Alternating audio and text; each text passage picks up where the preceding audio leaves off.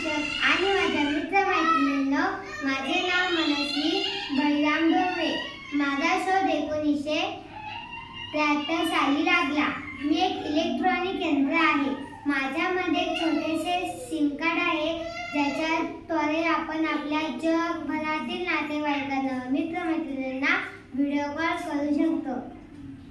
आणि माझ्यामध्ये एक छोटंसं इंटरनेट आहे, ज्याच्याद्वारे लोक गुगल, फेसबुक, फोटो व फेसबुक इत्यादी पाहू शकतात व मनोरंजन करू शकतात.